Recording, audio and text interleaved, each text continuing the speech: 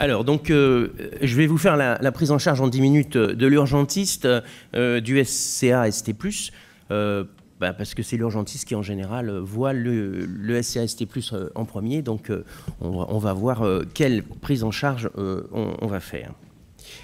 Alors d'abord, pour ceux qui ne connaissent pas une unité mobile hospitalière, c'est-à-dire un petit camion du SAMU, ceux qui vous réveillent la nuit quand vous dormez, c'est d'abord une équipe, hein, vous voyez, médecin, infirmier, ambulancier, c'est pas un seul médecin, et puis c'est du matériel, hein, on a quand même bien sûr un scope défibrillateur, mais on a aussi un cardiographe pour faire des ECG comme chez vous, des multipistes, et puis on a des mini-laboratoires, alors pas tous les SMUR, mais un certain nombre de SMUR ont des mini-laboratoires pour faire les enzymes cardiaques.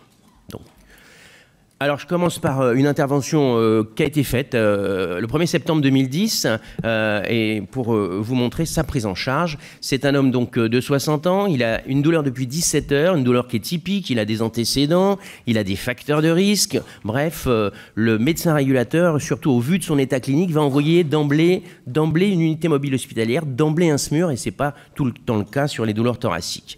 À l'arrivée, donc 18h58, on est déjà presque à 2 heures du début de la douleur. Le patient, il est agité. Pour la petite histoire, c'était un cardiologue.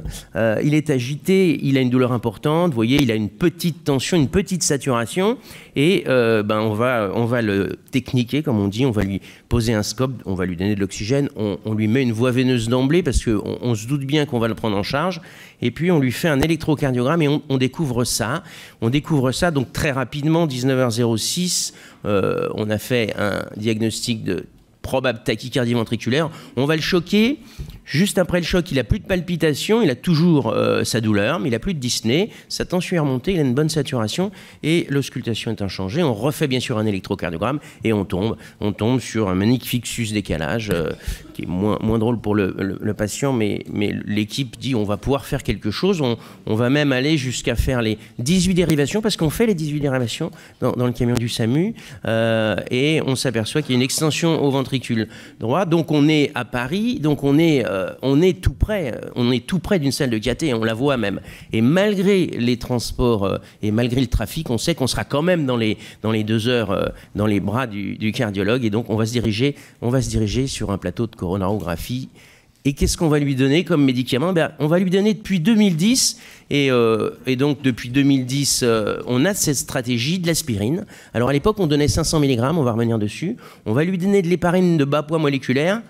On va lui donner, puisqu'il n'a pas de risque hémorragique, du prasugrel, 60 mg.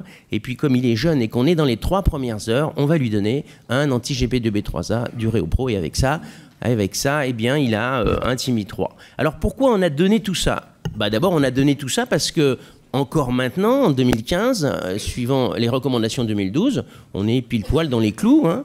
C'est de l'aspirine, bien sûr. C'est ou du prasugrel ou du ticagrelor, les nouveaux P2Y12. Et puis, on reviendra dessus, c'est aussi parce qu'on a considéré que c'était un haut risque, et on va revenir dessus, l'utilisation d'anti-GP2B3A avant la salle de cathé, c'est en 2B. On a aussi, comme anticoagulant, donné de l'héparine de bas poids moléculaire dans les recommandations. C'est depuis 2012, on le faisait déjà depuis un certain nombre d'années. Alors pourquoi des nouveaux anti-P2Y12 tout simplement parce que Annabelle nous a montré dans la méta-analyse que c'était plus intéressant que de donner du clopidogrel, évidemment en dehors des contre-indications. Pourquoi on donne ça dans le camion du SAMU? L'étude Atlantique, hein, vous la connaissez, dit que même si sur le critère primaire, on n'a pas un effet direct, on a quand même un certain nombre de patients, notamment les thromboses de Stenn, et donc on donne ça dans le camion du SAMU. C'est des comprimés, c'est pas très facile à donner, hein.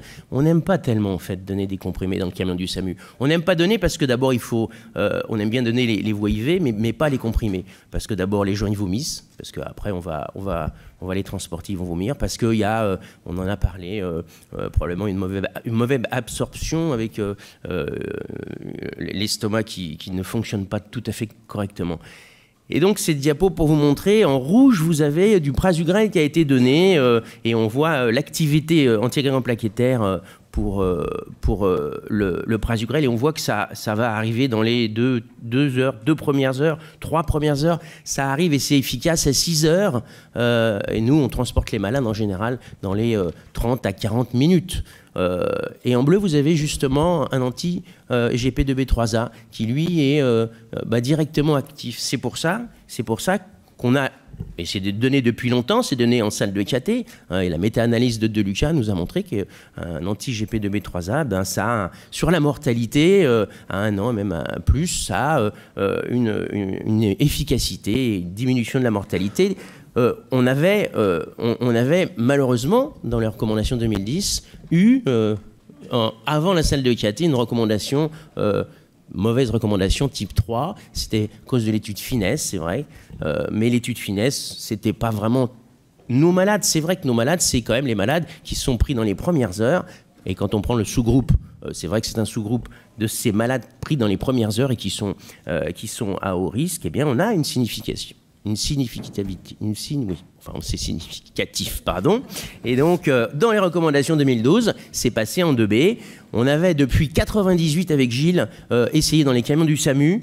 On a montré dans les camions du SAMU, et là, vous avez, de ce côté-là, là, vous avez les patients qui sont pris en charge par le SAMU. Dans l'étude Admiral, il y avait une certaine partie des patients. Et bien, c'est ces patients-là qui ont tiré le bénéfice de cette étude. C'est les patients qui ont reçu, à l'époque, de la Bexiximab dans les camions du SAMU.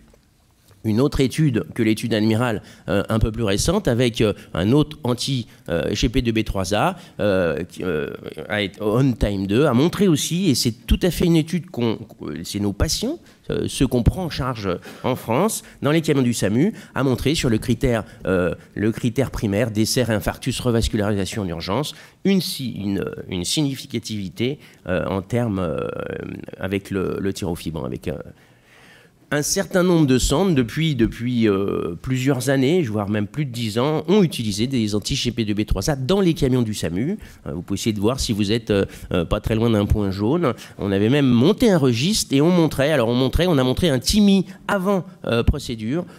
Avant procédure, vous voyez, en préhospitalier, que ce soit à la Pitié-Nîmes ou à Nancy, on a des taux de TIMI 3 qui frisent les 30, qui dépassent même parfois les 30%.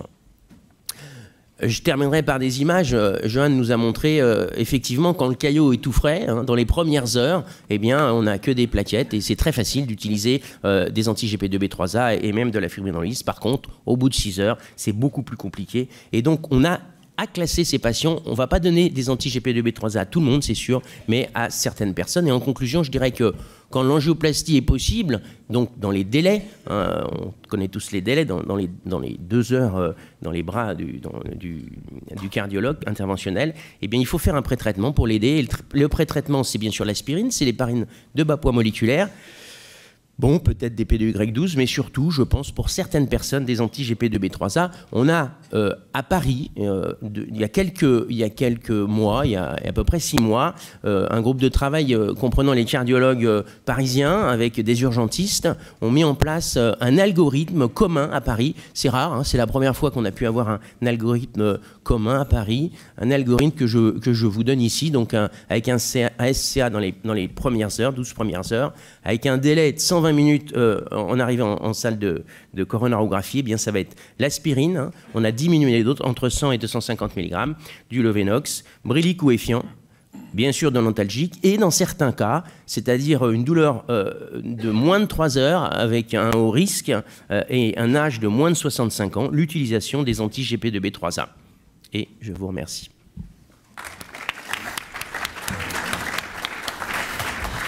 Merci Patrick. On va passer la parole à Thomas, puis après on discute.